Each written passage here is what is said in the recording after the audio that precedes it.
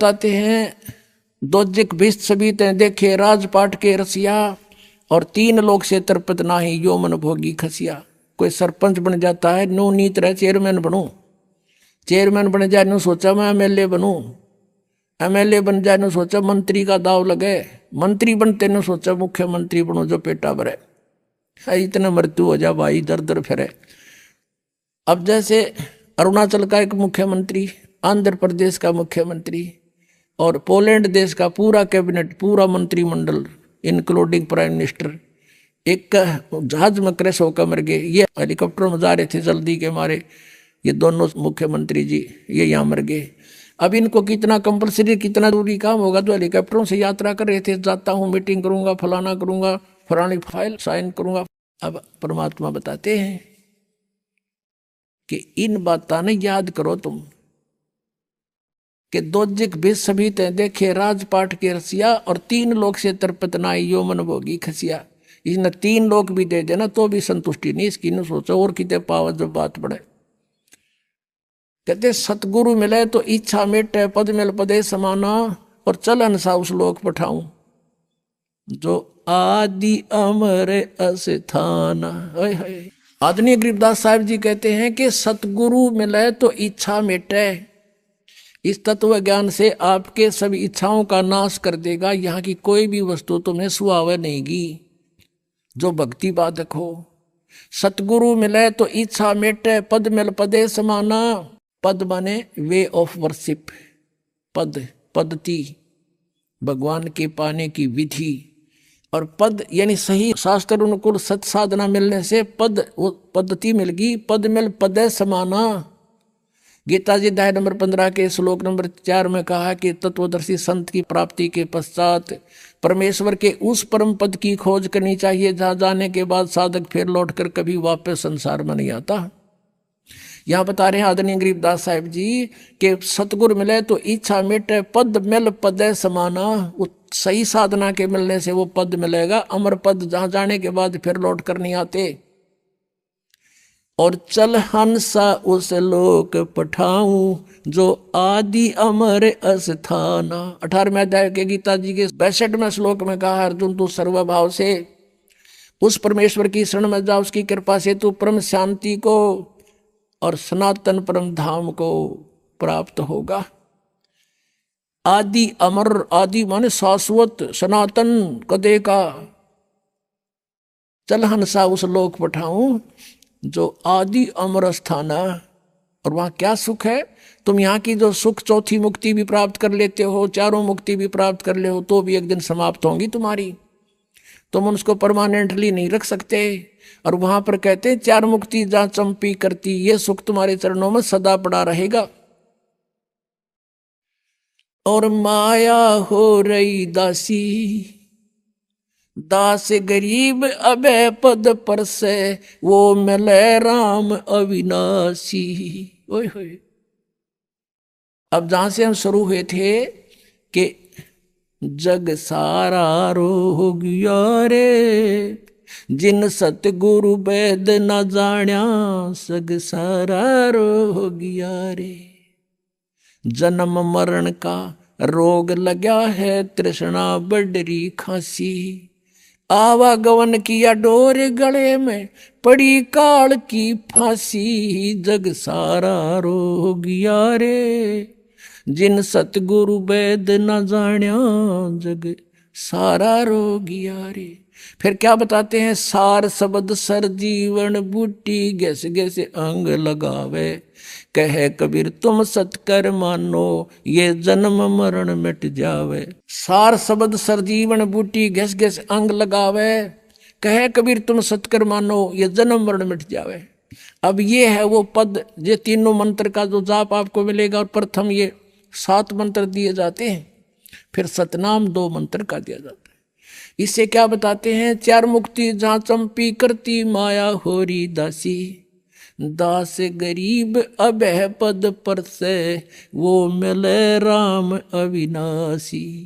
वो परम अक्षर ब्रह्म, जैसे अक्षर पुरुष की आयु कितनी है? 70,000 बार त्रिलोकी शिव मर जाएंगे जब एक युग होगा परब्रह्म का, अक्षर पुरुष का।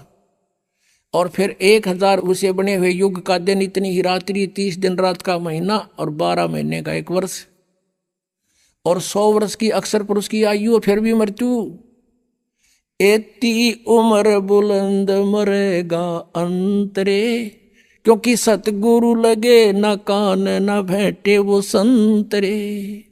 चौथे अध्याय के 34वें श्लोक में जिन तत्वदर्शी संतों के बारे में कहा है कि तुम इतनी लंबी उम्र पाकर भी अंत में मृत्यु को प्राप्त होते हो, उसका कारण क्या है? क्योंकि सतगुरु मिले न वो भेंटे संतरे।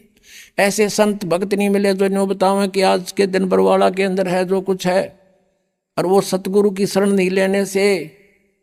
कहते फिर एती उम्र बुलंद, इतनी लंबी आयु होगी तो भी मृत्यु होगी, बिरान माटी जारी रहेगी। तो क्या बताते हैं? समझा है तो सिर दर पाओ, और भौर नहीं रे ऐसा दाओ।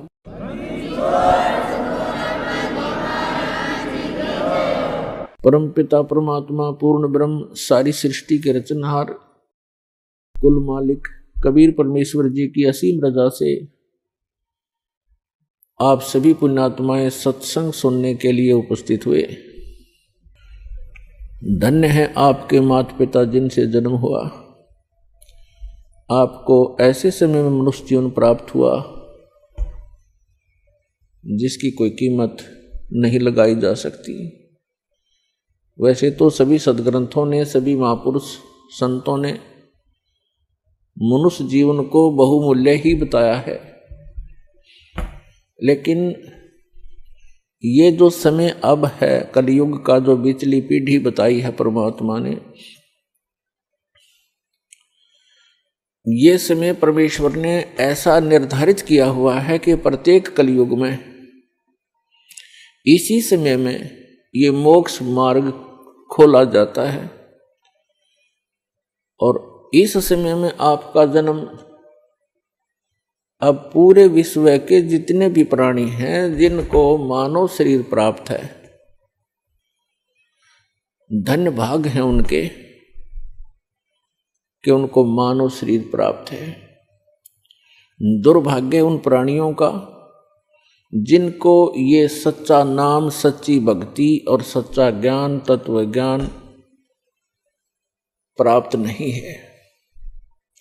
उसके लिए परमात्मा ने अपने सभी बच्चों के लिए ये प्रयत्न इस दास से करवा रखा है। रजा उस परमेश्वर की ही है, क्योंकि जैसे माता पिता को अपने सभी बच्चे प्रिय होते हैं, ऐसे ही ये परमात्मा कबीर देव है जिसको अल्लाहु अकबर कहते हैं, जिसको ग्रेट गॉड कहते हैं। ये हम सभी का पिता है और यही हमारी माता है, क्योंकि इसके वचन से हम सभी आत्माओं की उत्पत्ति हुई है। इस परमात्मा में वो गुण हैं, त्वमेव माता च पिता त्वमेव, त्वमेव बंधु च सखा त्वमेव, त्वमेव विद्या च द्रविणम त्वमेव, त्वमेव सर्व मम देव देव। सब देवों के देव, सब परमात्माओं के परमात्मा, सब प्रभुओं के प्रभु ये कबीर साहब हैं, ये परम अक्षर ब्रह्म हैं। और हम सभी इसी के बच्चे हैं, चींटी से लेकर हाथी तक सभी प्राणियों में, और रंग से लेकर धनी तक, प्रजा से लेकर राजा तक उस एक परम पिता के सभी बच्चे हैं। तो उस परमात्मा ने, उस माता ने, उस पिता ने हम सभी बच्चे एक जैसे ही प्रिय हैं।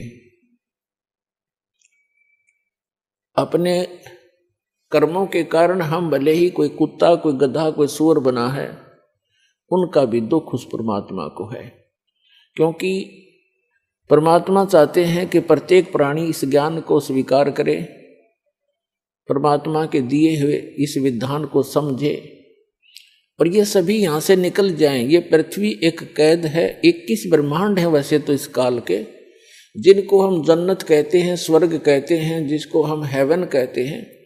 इस काल के 21 ब्रह्मांड का जो हेवन है, जन्नत है, स्वर्ग है, ये भी एक जेल है। तीन लोक और भवन चतुर्दश सब ही जम की जेल रे, इस काल की जेल में है। तो इस जेल से निकलने का सुअवसर अब प्राप्त है। और जो दास ये मार्ग भक्ति का आपको बता रहा है, ये गॉड गिवन है, कंप्लीट गॉड गिवन और कंप्लीट स्पिरिचुअल नॉलेज है। ये पूर्ण परमात्मा का दिया हुआ है, बताया हुआ है और संपूर्ण अध्यात्म ज्ञान है। और ज्ञान सब ज्ञान री, कबीर ज्ञान सो ज्ञान, और जैसे गोला तोब का अब करता चले मैदान। तो पुण्यात्माओं, मानव शरीर बहुत ही अच्छी आत्माओं को, पुण्यकर्मी प्राणियों को प्राप्त होता है। हम अध्यात्म ज्ञान के अभाव से इस अनमोल मनुष्य जीवन को पशु पक्षियों जैसी क्रिया करके ही समाप्त कर जाते थे। और जो पुण्यात्माएं साधना करने की चेष्टा भी करते थे पूर्व जन्म की प्रेरणा से, उनको यथार्थ ज्ञान न होने से उन्होंने हजारों वर्षों तक साधनाएं की, तप किए, जप किए। उन्होंने वो साधनाएं शास्त्र विधि त्याग कर किसी लोक वेद के आधार से की, किसी की सुनी सुनाई की। जो श्रीमद् भगवत गीता अध्याय नंबर 16 के श्लोक 23 और 24 के विपरीत हैं, जिसमें कहा है कि शास्त्र विधि को त्याग कर जो मनमाना आचरण करते हैं उनको न तो कोई सुख होता है और न ही उनकी गति होती है और न ही उनको कोई सिद्धि प्राप्त होती है, अर्थात व्यर्थ, यूजलेस। तो अभी तक हम यूजलेस साधना करते रहे। अब यूजफुल साधना हमारी अब प्रारंभ हो रही है। धन्य हो आप पूरे विश्व के प्राणी जो मानव शरीर प्राप्त हैं, और उनसे भी धन्य है जिनको ये मार्ग स्वीकार हो गया, ये भक्ति विधि मिल गई। तो उन पुण्यात्माओं में से आप हैं जिनको इस दास से दीक्षा प्राप्त है। आज विश्व का मानव अन्य प्राणियों से भी दुखी है, पशु पक्षियों से भी दुखी है, क्योंकि हमारे पूर्व जन्म के जो पुण्य थे वो अक्षीण हो चुके हैं, क्योंकि हम चौथे युग में जन्मते जन्मते आ चुके हैं। अपने पुण्यों का अभाव कर लिया, अक्षीण कर लिया पुण्यों को, और हमारे पास अब केवल पाप शेष रह रहे हैं। जिस कारण से जैसे पाप और पुण्य ये दो पहलू हैं, पुण्य से सुख होता है, पाप से दुख होता है। हमने सुख की परिभाषा का पता नहीं, आपको हमको अभी तक पता नहीं था, तो हम इसको सुख मान रहे थे। जिसके पास एक बढ़िया कार हो, अच्छी कोठी हो, कोई फैक्ट्री हो, या कोई अच्छी पोस्ट प्राप्त हो, कोई पद बना हो उसका, डॉक्टर, इंजीनियर, आईएएस, आईपीएस या जज, या कोई मंत्री, मुख्यमंत्री, प्रधानमंत्री बनकर बड़ी बड़ी गाड़ियों में चलता हो, तो हमने इस सुख की परिभाषा बस इतना ही ज्ञान था। ये सुख नहीं है, ये तो बाह्य दिखावा है।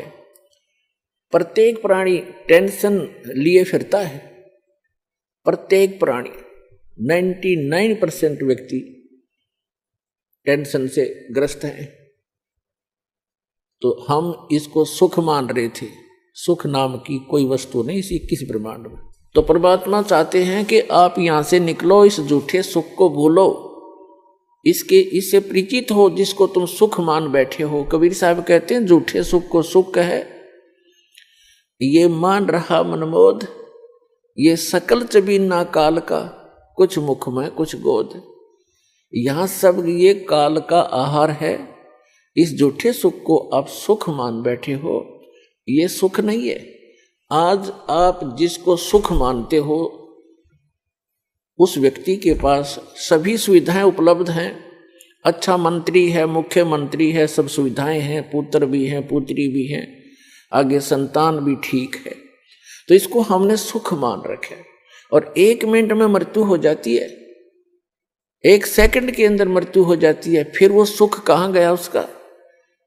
फिर कहीं गधा बनकर, कुत्ता बनकर गली में खड़ा होगा, खा के ये सुख? तो परमात्मा याद दिलाते हैं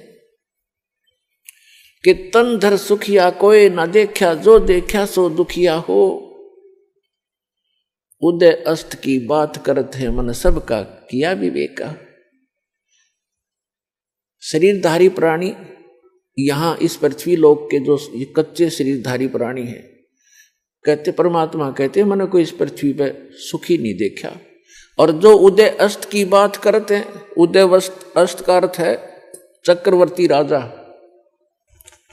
जिसका शासन पूरी पृथ्वी पर हो, परमात्मा कहते हैं मैंने उनके भी अंदर से झांक कर देखा है। राजा के पास कोई साधु संत चला जाता है, ढेर सारे दुख बता देता है, महाराज मुझे ये तकलीफ है, महाराज मुझे ये तकलीफ है, महाराज मुझे ये कष्ट है।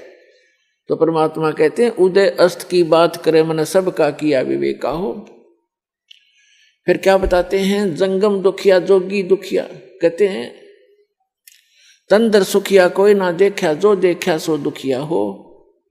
उदय अस्त की बात करत है मन सबका, किया विवेका हो। घाटे बाद सब जग दुखिया, क्या गरही बैरागी हो, और सुख देव ने दुख के डर से गर्भ में माया त्यागी हो। फिर कहते हैं जंगम दुखिया जोगी दुखिया, और तपस्वी को दुख दूना हो, और आशा तृष्णा सब में व्यापे, कोई महल ना सुना हो। फिर परमात्मा कहते हैं कि साच कहूं तो जग नहीं माने, पर झूठ कही ना जाई हो। और ये ब्रह्मा विष्णु महेश्वर दुखिया, जिनने ये राह चलाई हो।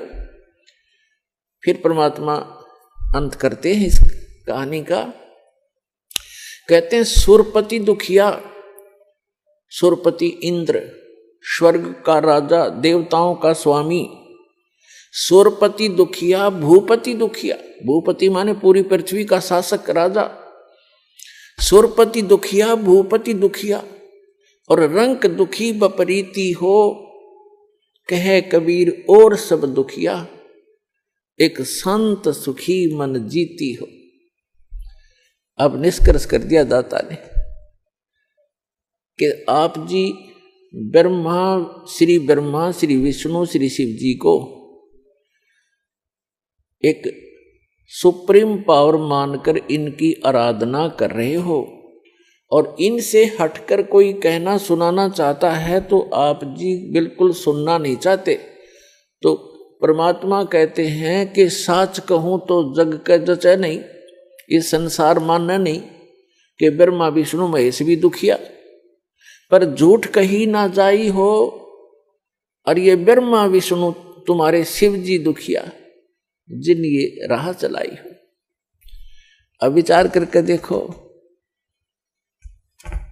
विष्णु जी को श्राप दे दिया किसने? नारद जी ने। क्यों? क्योंकि उसने हरि का रूप मांगा था विवाह करवाने के लिए, और कहते हैं विष्णु जी ने उसका बंदर का मुख लगा दिया, जिस कारण से नारद जी ने भगवान विष्णु को श्राप दे दिया। उस श्रापवश भगवान श्री विष्णु श्री रामचंद्र रूप में राजा दशरथ के घर जन्म लिया। श्री रामचंद्र जी का जीवन देख लो, वो कितना सुखी रहे होंगे। श्री विष्णु जी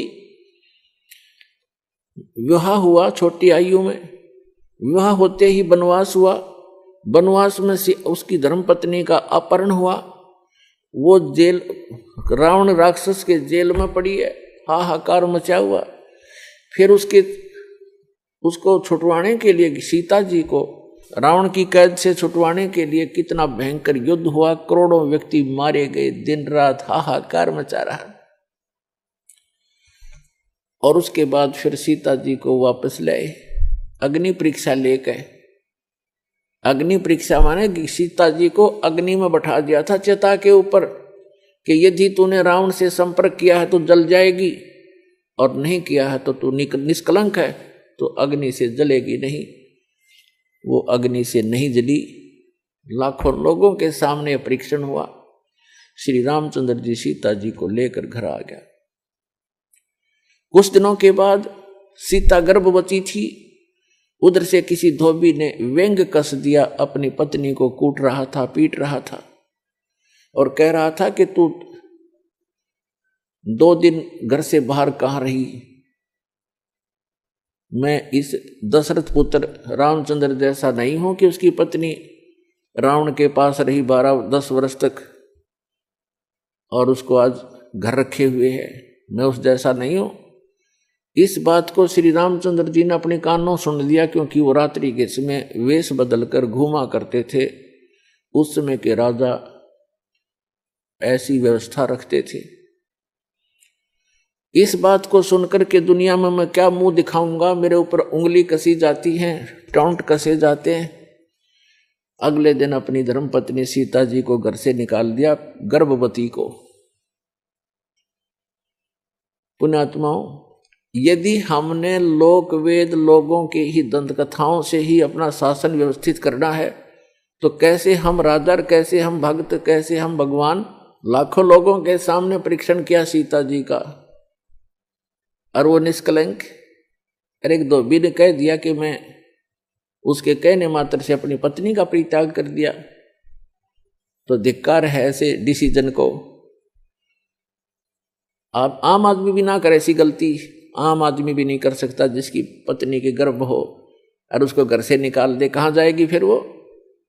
तो पुण्यात्मा, भले ही उसने लोगों की शर्म से निकाल दिया होगा, निकाल दिया, लेकिन अंदर से दुख उसका गया नहीं। वो सीता जी कहीं रही, अब उसके बच्चे कहाँ, और आप राजा बना बैठा। सपने में सुख नहीं उस व्यक्ति को, चाहे कितनी बात बनावे। वही श्री विष्णु जी श्री कृष्ण रूप में जन्मे। जन्म से ही दुख शुरू हुआ था, मृत्यु होगी, सुख का सांस श्री कृष्ण जी को नहीं हुआ। श्री विष्णु जी के दूसरे रोल को आप देख सकते हैं। जेल में जन्म हुआ, मामा शत्रु हो गया, कभी काल्यवन, कभी जरासेंग, कभी कोई शिशुपाल उनके साथ झगड़ा करने को आते हैं। फिर जाकर के एकांत स्थान पर अपना स्थान खोजा, द्वारका समुद्र के अंदर, वहां रहे कुछ दिन। उसके बाद अंत देखो श्री कृष्ण जी के पूरे कुल का। दुर्वासा जी ने श्राप दे दिया कि तुम्हारा कुल नाश होगा। श्री कृष्ण जी अर्थात विष्णु जी के सामने उनके 56 करोड़ यादव हो गए थे। 56 के 56 करोड़ आपस में लड़का कटका मर गए। श्री कृष्ण जी के अर्थात विष्णु जी के पोता और पोते भी। तो श्री कृष्ण जी के पोते और बेटे उनकी आंखों के सामने कटका मर गए। तो यहां परमात्मा कहते हैं, साच कहूं तो जग नहीं माने और झूठ कही ना जाई हो। ये ब्रह्मा विष्णु महेश्वर दुखिया जिन ये राह चलाई हो। फिर कहते हैं कि सुरपति दुखिया, भूपति दुखिया और रंक दुखी बपरीती हो। सुरपति देवताओं का राजा इंद्र दुखी। इंद्र की कहानी आप पढ़ कर देखो पुराणों के अंदर। एक बार राक्षसों का और देवताओं का युद्ध हो गया, राक्षस विजयी हो गए। इंद्र भाग गया, गद्दी छोड़कर जंगलों में छुप गया, कोई वर्षों तक भूखा प्यासा पड़ा रहा, खा के वह सुख। और इंद्र की मृत्यु के उपरांत उस राज को भोग करिए, राजा चाहे स्वर्ग का हो चाहे पृथ्वी का हो, अगला जन्म उसका गधे से शुरू होता है। तो बाढ़ में जाओ ऐसा राज जो अगले जन्म में गधा बने। तो हम बिना ज्ञान के इस झूठे सुख को सुख मानकर अपना जीवन नाश कर रहे हैं। अब इसको सफल करो पुण्यात्माओं। हमें विकल्प प्राप्त हुआ, अभी तक इसका विकल्प नहीं था। कोशिश करके भी हम काल के जाल से नहीं निकल पा रहे थे। अब क्या बताते हैं परमात्मा के सुरपति दुखिया, भूपति दुखिया, रंक दुखी बपरीती हो। ये रंक यानी निर्धन व्यक्ति तो स्वाभाविक दुखी होता है, उस पर तो सभी दुख विद्यमान होते हैं।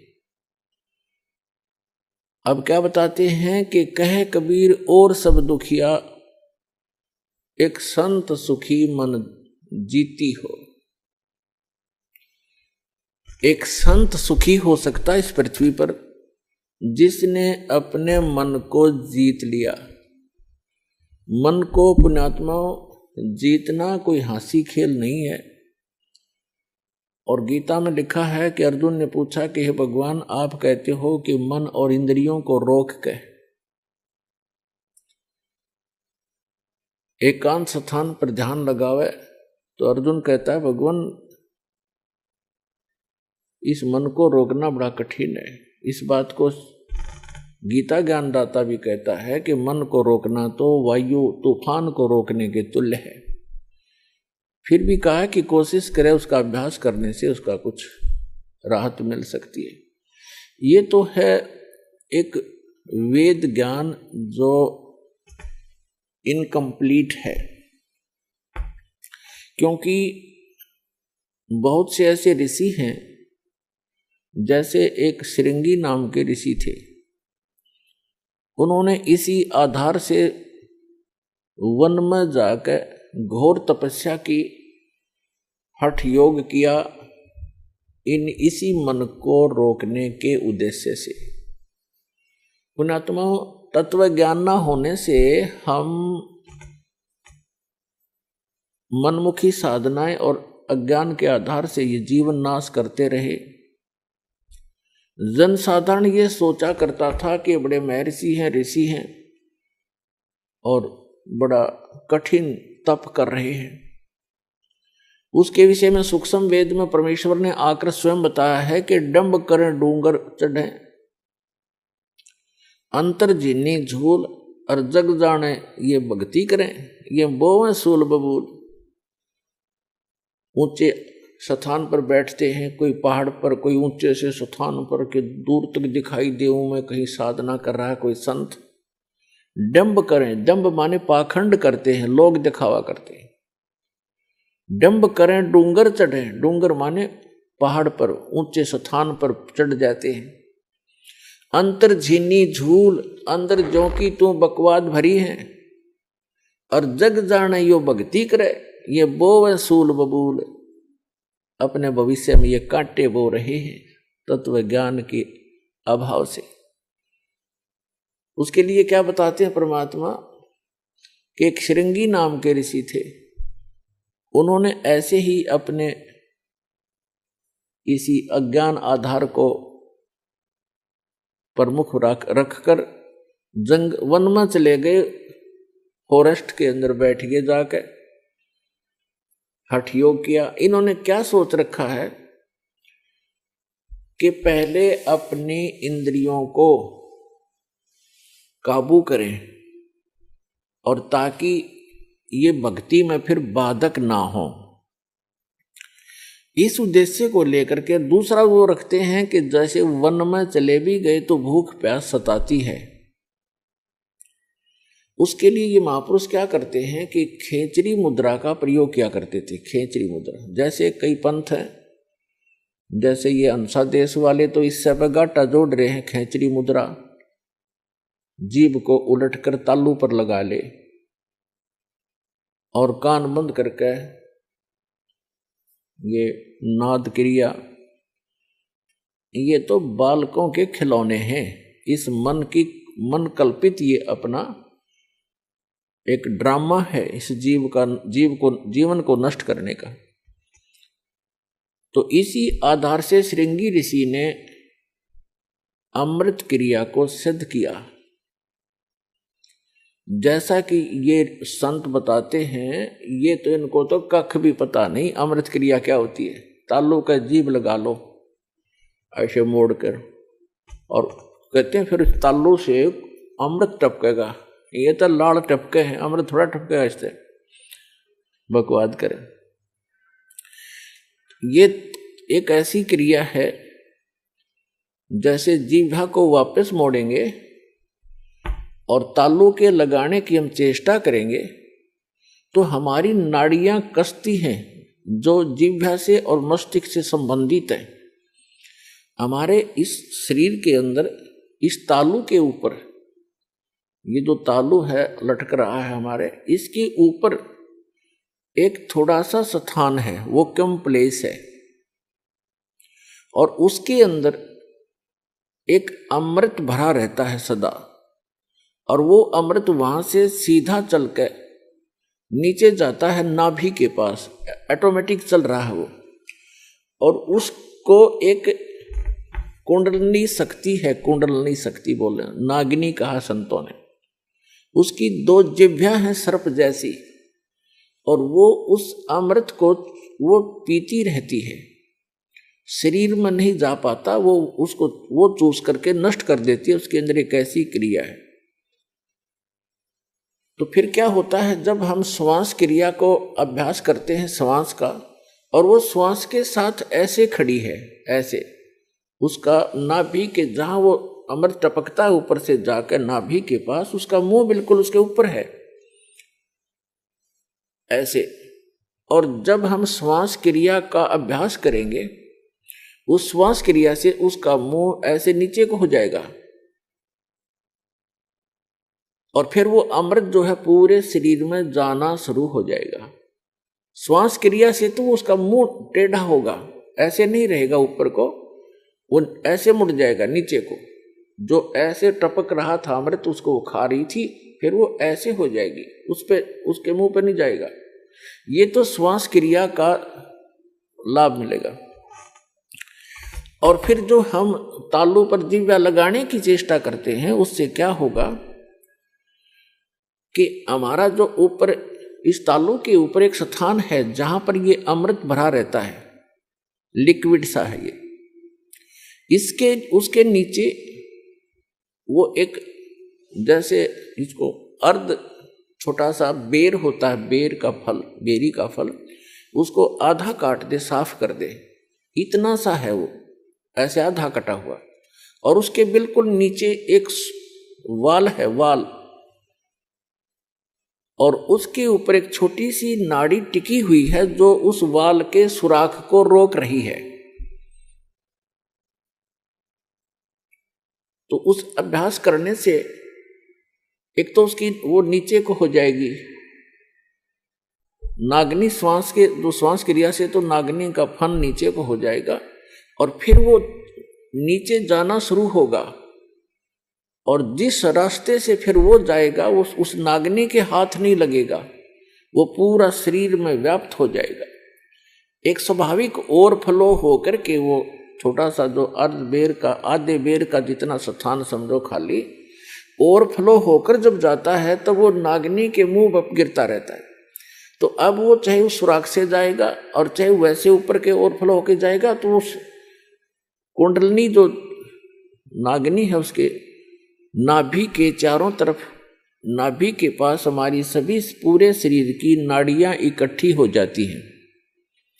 उनका एक ऐसा बंध है वहां पर, उसके ऊपर वो ऐसे लपेटी हुई है जैसे आपने देखा हो वृक्ष के ऊपर बेल होती है पीली सी, तो ऐसे वो लपेटा लगाए रहती है, उसको नाड़ियों में नहीं जाने देती, और ऊपर से जो आता उसको स्वयं चूस लेती है। तो फिर वो नाड़ियों की जकड़ ढीली कर देती है, वो अपने आप मुरझा जाती है, क्योंकि उसको श्वास की क्रिया से वो बंद हो जाती है। और फिर उससे जो हम जिह्वा का अभ्यास करते हैं, तो जो तालु है ऊपर जहाँ सरोवर है, जिसको मान सरोवर कहते हैं शरीर में, जहाँ पर ये अमृत भरा हुआ है, उसका नीचे का सुराख थोड़ा सा खुल जाता है, उससे फिर अमृत टपकना प्रारंभ करता है। अब कहने का भाव ये है कि ये सारा कुछ भी हो गया, आपकी कुंडलनी शक्ति भी जागृत होगी, और वो नागिनी भी दबगी, नीचे को होगी, और उधर से आपकी अमृत क्रिया भी सिद्ध होगी। फिर अब क्या होगा, उससे क्या होता है कि शरीर के अंदर ज्यादा भोजन आहार की आवश्यकता नहीं रहती। शरीर बगैर खाए भी वर्षों तक रह सकता है, और भक्ति से ही मिली नहीं तो 1-1 लाख वर्ष तक बैठ कर चले गए, फिर गधे की योनि पाई। इन क्रियाओं से क्या लाभ हुआ? जैसे खेत संवार लिया, बा दिया, घास उसका अड़ंगा खत्म कर दिया, और खूब, और बीज बोया नहीं, बीज है नहीं, गेहूं के स्थान पर भांग बोली, यानी सत मंत्र ना जाप करके अन्य मंत्रों का जाप कर लिया, वो भांग बो दी, तो भांग जीवन रक्षक नहीं है, जीवन नाशक है। तो अन्य मंत्रों से सिद्धियां आ गई इन ऋषि महर्षियों के पास, जो इनके जीवन की नाशक बन गई। आम जनता में तो ये ऐसे हो गए जैसे प्रभु पाक के आम जैसे जनसाधारण के लिए तो ये बहुत बड़ी बात होगी। जैसे अगस्त ऋषि जी ने सारे जीवन में डले डोक है एक सिद्धि प्राप्त की, 7 समुद्रों को एक ही घूंट में पी लिया, और फिर प्रार्थना करने पर इनको वापस छोड़ दिया। तो फिर क्या अमर हो गया?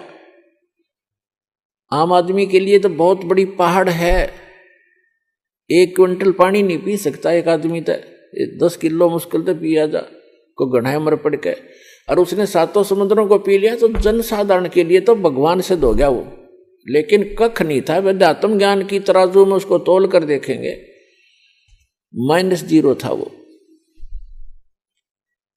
अब जैसे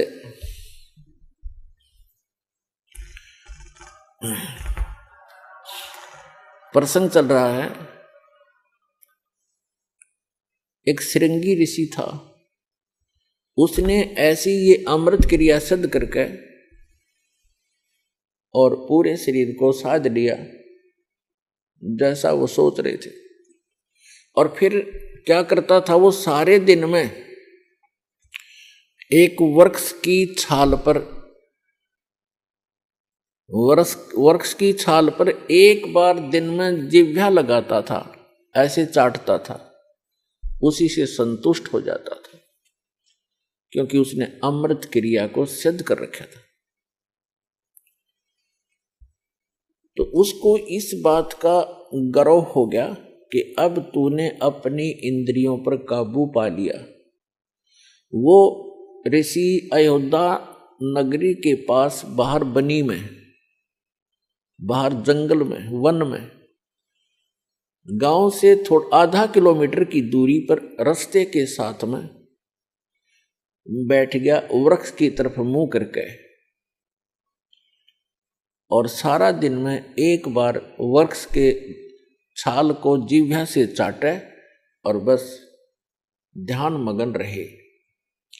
कुछ ही दिनों में आने जाने वालों ने देखा कि एक महापुरुष बैठे हैं, ना खाते हैं, ना पीते हैं, ना सोते हैं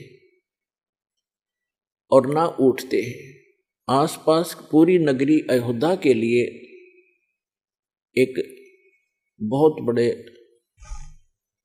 जो है अचंभे की बात थी। नगर के लोग देखने जाने लगे, सारा दिन बैठे रहते थे, सारी रात बैठे रहते थे। जब उनको पक्का यकीन हो गया कि सचमुच महापुरुष के ये तो भगवान से मिल चुका है, सारे नगर में तहलका मच गया। राजा दशरथ तक बात गई। राजा भी स्वयं वहां पर गए अपने परिवार समेत संत के दर्शनार्थ, लेकिन संत मस्त हैं, ना किसी से बोलते हैं और न ही दिन रात में कहीं उठते और बैठते हैं, ना जाते हैं, ना कुछ पीते हैं, ना खाते हैं। उनके साथ उनकी बेटी भी गई राजा दशरथ की। श्री रामचंद्र जी और अन्य का जन्म तो बहुत बाद में हुआ है, उसमें उनकी एक पुत्री थी। अब राजा की लड़की प्रतिदिन अपनी नौकरानियों के साथ वहां जाने लगी। उसने किसी वैद्य को बुलाकर पूछा किसी व्यक्ति से कि ये ऋषि बात करे तब बात बने, कोई आशीर्वाद प्राप्त करें हम। तो एक वैद्य ने बताया कि जहां ये जिह्वा से चाटता है वहां पर मधु का लेप कर दिया जाए, यानी शहद लगा दिया जाए। अगले दिन उस राजा की लड़की दशरथ की बेटी ने ऐसा ही करवा दिया। जहां वो जिह्वा लगाता था वहां शहद लेप दिया थोड़ा सा। पहले दिन एक बार जिह्वा लगाता था, पहले वो उस दिन उसने 2-3 बार चाटा, क्यों स्वादिष्ट लगा। अगले दिन तो कुछ ज्यादा लगा दिया तो और ज्यादा चाटा। धीरे धीरे उसका जो है भूख जागृत होगी। फिर उसको खीर ख्यार खिलाने लग गए। कुछ दिन के बाद वो हलवा पूरी खाने लग गया। अपने पिता की आज्ञा लेकर लड़की ने कहा कि ऐसे महापुरुष को पिताजी घर ले चलते हैं। राजा दशरथ ने उनको गुरु धारण कर लिया। श्रृंगी ऋषि युवा थे, अपने घर पर रख लिए और उन्हीं की देख रेख में, उन्हीं की आज्ञा से पुत्र प्राप्ति के लिए एक अनुष्ठान की तैयारी की। और उससे पहले वही श्रृंगी ऋषि दशरथ की पुत्री बेटी को लेकर चंपत हो गया। तो पुण्यात्माओं, परमात्मा कहते हैं मन के मते न चालियो, ये मन है पक्का दूत, और ले डोबे दरिया में जा हाथ से छूट। विकार मरे मत जानियो, जो भूबल में आग। जैसे ये साधु संत ऋषि वेदों और गीता के अनुसार साधना करके इनको ये भ्रम हो गया था कि हमने विकारों का नाश कर लिया। तो परमात्मा कहते हैं विकार मरे मत जानियो। जैसे अग्नि का अंगारा राख में दबा रखा हो, ऊपर से राख भी ठंडी हो जाती है, ऐसा लगता है जैसे आग खत्म होगी, लेकिन कहते हैं वो राख हटाओगे ना जब उस अंगारे के ऊपर से, वह पहले से ज्यादा धधकती दिखाई देगी आपको। तो यहां परमात्मा कहते हैं विकार मरे मत जानियो, जो भूबल में आगे। अब ये विकार मरेंगे कैसे? वो क्रिया वही है, लेकिन उनके अंदर जैसे श्वास, वो श्वास की क्रिया क्या चीज है? ये तो एक समझ लो सिरिंज है। सिरिंज में औषधि कौन सी जानी चाहिए? उस औषधि से रोग नाश होता है। सिरिंज के अंदर अन्य औषधि डालकर वैसी ही क्रिया करने से, इंजेक्शन लगाने से रोग नाश नहीं होगा जब तक उस रोग नाश की सही औषधि प्रयोग नहीं की जाएगी। तो अब इस दास के पास वो औषधि है सतनाम की। श्वास वो श्वास के सिमरण है, और ये सिमरण से ही आपका मन भी काबू होगा, आपके विकार भी नाश होंगे। परमात्मा कहते हैं इस शरीर में, इस मानव शरीर के अंदर इतना जो है विकार ग्रस्त है, ये ऐसे ढंग से इसकी कंस्ट्रक्शन है, इसमें ये तो आशा करना ही नहीं कि ये पूर्ण रूप से स्वस्थ हो जाएगा और इसमें कोई विकार नहीं रहेगा। ये तो पैदा ही विकारों से हुआ है। लेकिन इस भक्ति से, सत साधना से ये विकार ऐसे जकड़ दिए जाएंगे, ऐसे बांध दिए जाएंगे कि फिर ये हानि नहीं करेंगे। जैसे कोई पशु है और वो ऐसे फूंफा करता है, मार देता है, सींगों से मार देता है, तो उसको बांध दिया जाता है टाइट रस्से तक। अब वो रस्से से इतना टाइट बांध दिया गया है कि वो हानि नहीं कर सकता, फूंफा कर सकता है, लेकिन उसकी सीमा बना दी। तो परमात्मा की इस भक्ति से, परमात्मा के इस ज्ञान से, सत साधना से इन विकारों को ऐसे बांध दिया जाएगा कि ये मन फूंफा करने की चेष्टा करेगा, लेकिन इस तत्व ज्ञान रूपी रस्सा इसको जकड़ देगा और ये भक्ति की कमाई इसको दबा देगी। जैसे कोई भी इंसान है, कोई रिश्वत लेता है, जिसमें उसको ये ज्ञान होगा कि ये रिश्वत तेरा दुश्मन है, ये तो विष खा रहा है, इस तत्व ज्ञान से पूर्ण रूप से विश्वास हो जाएगा, तो उसके बाद मन चाहेगा कि ऐसा ले लूं, मोटी रकम मिल रही है, लेकिन आत्मा धिक्कारेगी, खबरदार इसका हाथ लगा दे, तो ये फूं फां करके चुप हो जाएगा। इसी प्रकार वो एक और कोई दुराचार की वासना उत्पन्न होगी तो आत्मा इसको धिक्कार देगी, ये ज्ञान इसके आगे खड़ा हो जाएगा और इसका उस वहीं पर रुकावट हो जाएगी। तो इस प्रकार हम इन विकारों को भी रोकेंगे इस भक्ति और इस साधना और इस ज्ञान से, और हम अपना आत्म कल्याण भी आसानी से करवा पाएंगे। तो परमात्मा कहते हैं कि सुरपति दुखिया, भूपति दुखिया और रंग दुखी बपरीती हो, कहे कबीर और सब दुखिया, एक संत सुखी मन जीती हो। अब मन को जीतना कैसे है? जैसे दोजक भीष्ट सभीत देखे, राजपाट के रसिया, तीन लोक से तरपत नाही, ये मन भोगी खसिया। परमात्मा ने सुख संवेद में बताया है कि दोजक मीन नरक और बहिष्ट मीन स्वर्ग। दोजक बहिष्ट सभी ते देखे, राजपाट के रसिया। इस राज्य प्राप्ति के लिए आपने बहुत से पहले तप किए, जप किए, दान किए, यज्ञ किए, स्वर्ग में गए, स्वर्ग का समय समाप्त करके अपनी पूंजी अक्षीण करके, स्वर्ग क्या है? स्वर्ग इज ए रेस्टोरेंट, जिसमें एक रेस्टोरेंट है जिसमें सब वस्तु आपको अपनी जेब से खरीदनी पड़ेंगी, अपने पल्ले से, अपने पैसे से। सुविधाएं वहां जो उसमें है वो आप पूरी प्राप्त कर सकते हो यदि आपके पास पैसा है, लेकिन आपकी जेब खाली हो रही है। और जिस दिन आपकी जेब हल्की हो जाएगी, अपने आप वहां से चल पड़ोगे या आपको रेस्टोरेंट से निकाल दिया जाएगा। तो इसी प्रकार स्वर्ग एक रेस्टोरेंट है जहां आप अपने पुण्यों का नाश करने के लिए जाते हो, कुछ दिनों की बकवाद वहां कराते हो, फिर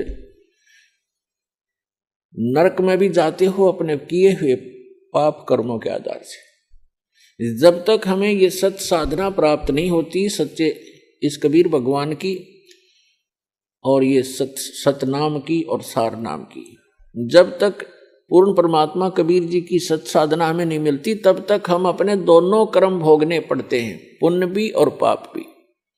अभी तक आपने विधान सुना होगा कि जैसे कर्म करेगा वैसे फल देगा भगवान। बिल्कुल सही है। आपके जैसे कर्म पूर्व जन्म के हैं उनसे आपकी एक जीवन बन गया, किस्मत बना दी।